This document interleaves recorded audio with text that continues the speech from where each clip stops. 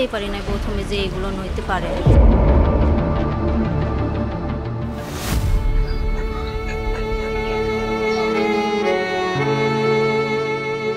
এবছরের প্রথম রমজানে অন্যান্য স্বাভাবিক দিনের মতোই খোঁজ নিতে ফোন করেন ছোট বোন শাপলা তার বড় বোন মরিয়ম বেগমকে, কিন্তু ফোনের ওপাশ থেকে কোনোই সাড়া মেলে না। পরদিন খোঁজ নিতে আবারও ফোন করেন শাপলা তার বড় বোনকে, কিন্তু সেদিনও কোনো সাড়া মেলে নাই। এভাবে একে একে কেটে যায় 3টি দিন। কোনো খোঁজ না পাওয়ায় ছোট বোন শাপলার মধ্যে অনেকটা সংশয় বা চিন্তিত ভাব চলে আসে। তার ঠিক একদিন পরে একটি ফোন কলে আকাশ ভেঙে পড়ে শাপলার উপরে। ফোনের ওপাশ থেকে জানতে পারেন শাপলা তার বড় বোন মরিয়ম বেগমের মরদেহ গলায় ওড়না পেঁচানো অবস্থায় উদ্ধার করা হয়েছে। এটি কি খুন নাকি আত্মহত্যা? এ নিয়ে এবারের সময়ের অসঙ্গতিতে থাকছে তারই আদ্যপান্ত।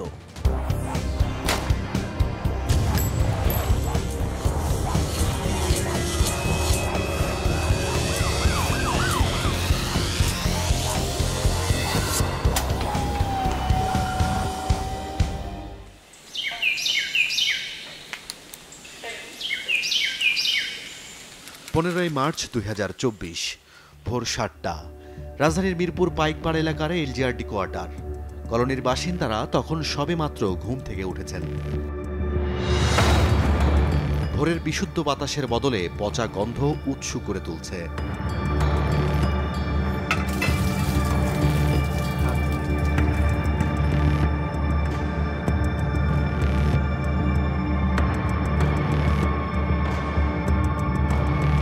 কয়েকজন মিলে খোঁজাখুঁজির পর দেখা যায় এই ঘরটি থেকে তীব্র গন্ধ বেরোচ্ছে।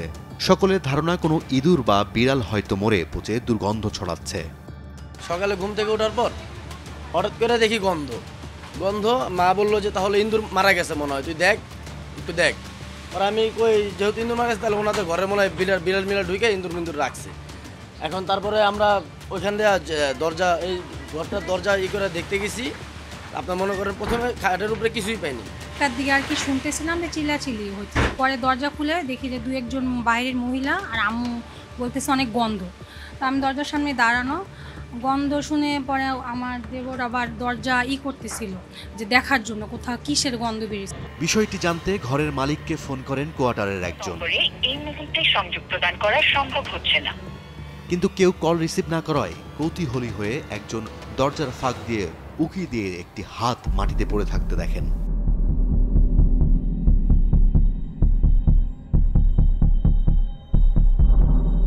তখনই জরুরি সেবা 999-এ ফোন করে পুলিশকে খবর দিলে ঘটনাস্থলে আসে মিরপুর মডেল থানা পুলিশ।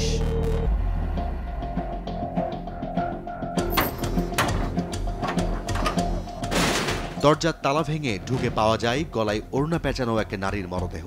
ঘটনাস্থলে আসে ফরেনসিক বিভাগ। মরদেহটির হাতের আঙ্গুলের ছাপ নিয়েও কোনো পরিচয় মেলে না। তবে পুরো ঘর তল্লাশি করে ভিকটিমের কর্মস্থলের একটি আইডি কার্ড পায় পুলিশ। সেখান থেকে জানা যায় ভিকটিমের নাম মরিয়ম বেগম। তিনি পাবনার ঈশ্বরদীর একটি গার্মেন্টসের কর্মী। কর্মস্থলে খোঁজ নিয়ে জানতে পারে 1 বছর আগে সেখান থেকে চাকরি ছেড়ে চলে গেছেন মরিয়ম।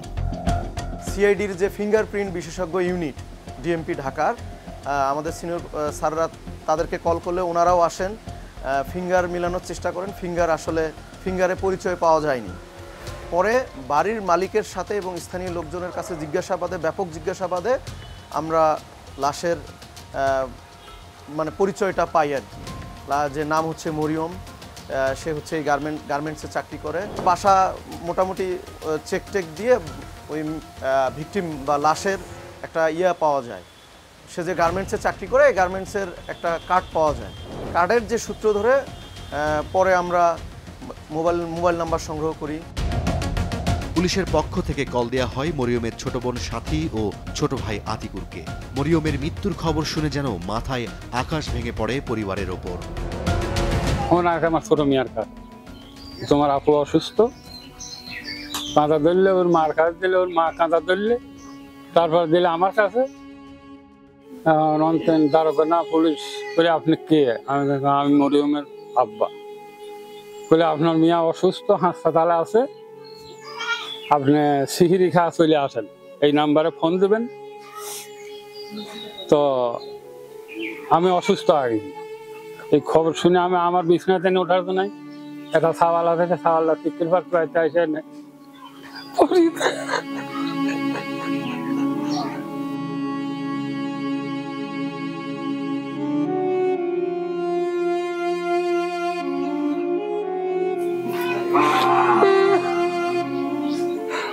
আমি এই সাওয়ালার সুস্থ অবস্থা ওই বাড়ির সাওয়ালের সাথে গেল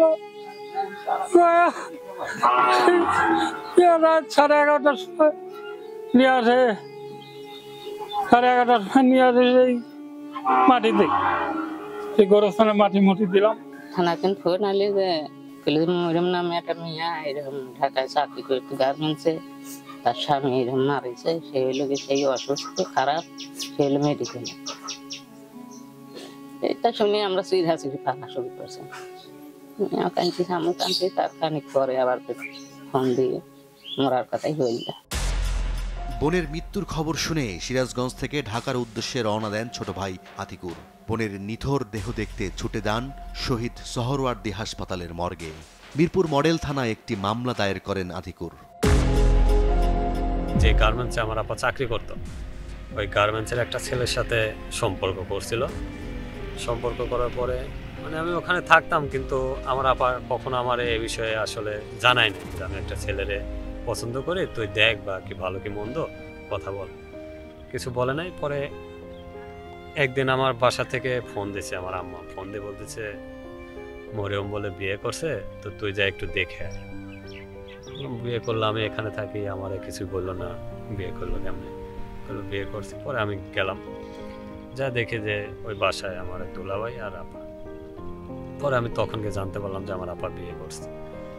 ওই ছেলের মনে করেন ওইভাবে আমরা আসলে চিনিও না, তো ওখানে থাকতো, ওই একই অফিসে চাকরি করতো, ওই ওখান থেকে পছন্দ করে বিয়ে করছে। মানে বিয়ের বয়স মনে করেন 6 মাস 7 মাসের মতো হয়েছে।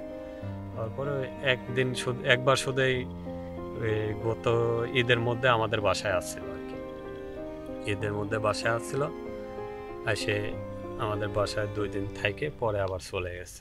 ময়নাতদন্তের রিপোর্ট হাতে আসার আগেই পুলিশ ধারণা করে মরিয়ম বেগমকে খুন করা হয়েছে। পুলিশের প্রাথমিক ধারণা মরিয়ম বেগমকে শ্বাসরোধ করে খুন করা হয়েছে। এরপরেই মিরপুর মডেল থানা পুলিশ তদন্তে নেমে পড়ে। একের পর এক চাঞ্চল্যকর তথ্য বেরিয়ে আসতে থাকে। শুরু হয় জিজ্ঞাসাবাদ। বাসার মালিক ও আশেপাশের মানুষের সাথে কথা বলে জানা যায়, স্বামী রানাকে নিয়ে 2 মাস আগে এই কোয়ার্টারে ভাড়া নিয়েছিল মরিয়ম। বউ হচ্ছে যে গার্মেন্টসে সকালে চলে যায়, তো আমাদের সাথে দেখা হতো না, আর রাত 11টা-12টা বাজে আসতো, এইভাবেই চলতো। তারপর তো ওই যে চেরি হাতে ভাবি ডাকছিল, তারপর তো উঠে ওই যে ওইগুলো হলো। তারপর আমরা শুক্রবার অনেক ভালো ছিল, মানে কেউ আমরা তো বুঝতেই পারি না প্রথমে যে এগুলো হইতে পারে। অনেক ভালোবাসা ছিল তাদের ভিতর। স্বাভাবিকভাবে পুলিশের মনে প্রশ্ন আসে, মরিয়মের স্বামী রানা কোথায়?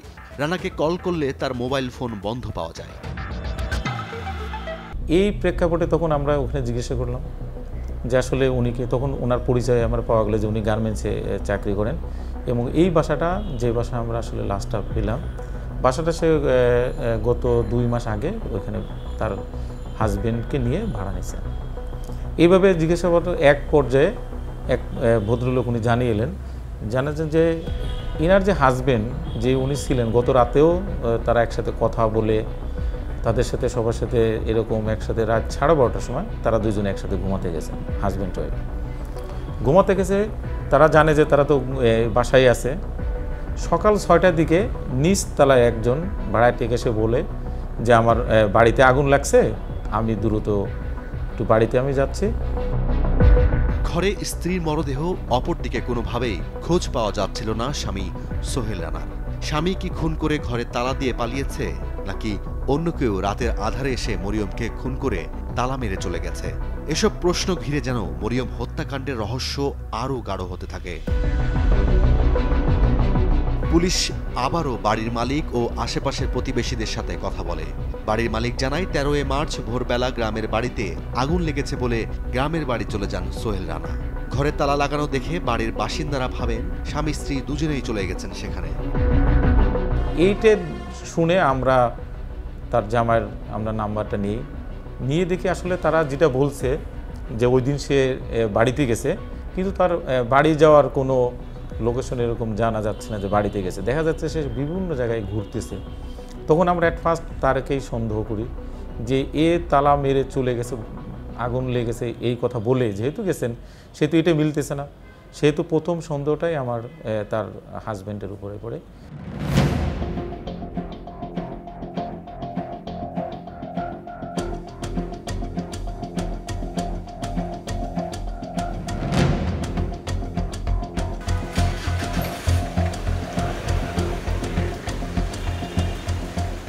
বাসার মালিক এবং আশেপাশের মানুষের সাথে কথা বলে পুরোপুরি সন্দেহের তীর যায় এই সোহেল রানার উপর।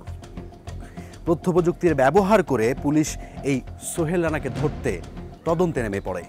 তবে বারবার স্থান পরিবর্তন করে বিভ্রান্ত করার চেষ্টা করে এই সোহেল রানা, কিন্তু অবশেষে এই অভিযুক্ত সোহেল রানাকে ধরতে ফাঁদ পাতে পুলিশ। সোহেলের মুঠোফোন নম্বরে কল লিস্ট বিশ্লেষণ করে পুলিশ। ঘটনার দিন থেকে একটি নম্বরে বেশি কথা বলতে দেখা যায় সোহেলকে। পুলিশ খোঁজ নিয়ে জানতে পারে নম্বরটি এক নারীর। জানা যায় যে নারীর সাথে সোহেলের এত কথা তিনি আর কেউ নন, তার প্রথম স্ত্রী। এবার মূল সন্দেহভাজনকে ধরার পালা। গার্মেন্টস কর্মী সেজে ফাঁদ পাতে পুলিশ, আর সেই ফাঁদে পা দেন সোহেল। ভিকটিমের হাজব্যান্ডের যে প্রথম ওয়াইফের নাম্বার থেকে আমরা আরেকটা নাম্বার পাই। এইটাতে আমরা মূলত একটু মানে ট্রিকি করি আর কি, ফাঁদ পাতি। যে ফাঁদটা কেমন, আমি নর্মালি আমার নাম্বার থেকে তাকে বিকাশে 200 টাকা পাঠাই। পাঠানোর পরে আমি বলি যে ভাইয়া এই ঘটনা, আমি খুবই গরিব মানুষ, আমার টাকা নাই, রাতে কি খাবো, আমার 200 টাকা গেছে ভাই, টাকাটা দিলে আমার ভালো হবে। তখন প্রায় রাত হয়ে গেছে, রাত 11টা সাড়ে 11টা বাজে এমন। পরে ওই ছেলে আমার সাথে দেখা করতে আসে, মূলত দেখা করতে আসে। আমি ছিলাম নর্মালি হচ্ছে সিভিলে, আর আমার যারা ছিল 5 জন, ওনারা সবাই পোশাকে ছিল।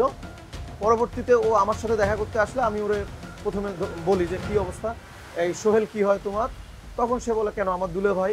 পরে আমি বলি যে এই ঘটনা, সোহেলের কাছ থেকে আমিও টাকা পাই, সে কোথায় আছে ভাই, আমি খুব গরিব মানুষ। এইভাবে তারে বিভিন্ন কথা বলে ওর মাধ্যমে সোহেলের বাসায় যাই। পরে আমরা তো সবাই যাওয়ার পরে তো হতবাক। তারপরে ওখানে আমরা নিলাম সাক্ষী নিলাম, ওকে নিয়ে পরে আমরা আমাদের থানার উদ্দেশ্যে রওনা হলাম। জিজ্ঞাসাবাদে স্ত্রী মরিয়ম হত্যার কথা স্বীকার করেন অভিযুক্ত সোহেল রানা।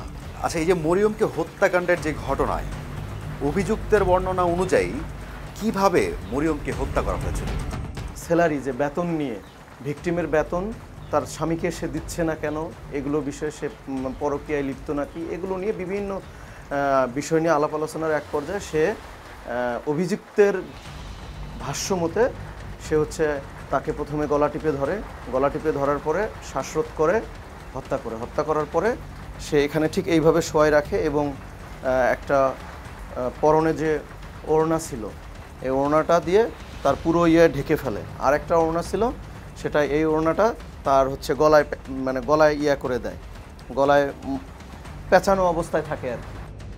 পারিবারিক দ্বন্দ্বের জেরে এই হত্যাকাণ্ডটি ঘটায় বলে আদালতে স্বীকারোক্তিমূলক জবানবন্দি দেন অভিযুক্ত সোহেল রানা। আগুন লেগেছে বাড়ি, এটা একটা সাজানো কথা বলে সে এখান থেকে বের হয়ে যায়। তো মারার কারণ কি? মারার কারণ সে তার বিভিন্ন ছোটোখাটো কোনো বিষয়, বড় ধরনের কোনো অপরাধ বলে না। সে গার্মেন্টসে জব করে, গার্মেন্টসে জব করে সময় মতন তাকে পায় না, বিভিন্ন কথা শোনে না, এইসব যেটা একদম একটা তুচ্ছ ঘটনার কোনো বড় ধরনের কোনো অপরাধী নাই যে মারা গেছেন। এইটা কারণে সে তাকে ওরকম শ্বাসরোধ করে গামছা পেঁচিয়ে তাকে ওখানে হত্যা করে, সে যখন কনফার্ম হয়েছে সে মারা গেছে, তারপরে সে বাইরে দিয়ে তালা মেরে সে এখান থেকে বের হয়ে চলে যায়। মরিয়মেরও আগে একটি বিয়ে হয়েছিল, সে সংসারেও একটি ছেলে সন্তান আছে মরিয়মের। সোহেলকে বিয়ের মাত্র 6 মাসের মাথায় খুন হন মরিয়ম। নির্মম এই হত্যাকাণ্ডের সুষ্ঠু বিচার চান মরিয়মের পরিবার। এখন এই সুষ্ঠু বিচার ভাই, এর ফাঁসি চাই, আমরা ফাঁসি চাই। বোনের সাথে যে এরকম করছে তার ফাঁসি চাই। তার জন্য সুষ্ঠু বিচার হয়। প্রতিটি হত্যাকাণ্ডের পেছনে যথাযথ কোনো না কোনো কারণ থেকে থাকে। অতি তুচ্ছ ঘটনাকে কেন্দ্র করে অনেকটা পরিকল্পিতভাবেই এই হত্যাকাণ্ডটি সংগঠিত করা হয়। অপরাধী যতই অপরাধ করুক না কেন কোনো না কোনো আলামত ফেলে যান, আর এই হত্যাকাণ্ডে ছিল তারই নজিরবিহীন একটি দৃশ্য। আইনশৃঙ্খলা বাহিনীর সদিচ্ছা এবং তাদের নজরদারি যদি সঠিকভাবে করা হয় তাহলে কোনো অপরাধী আইনের চোখ কখনোই ফাঁকি দিয়ে পালানোর সুযোগ পায় না। আর এই মরিয়ম হত্যাকাণ্ডের রহস্যেই ঠিক তেমনটি দেখানো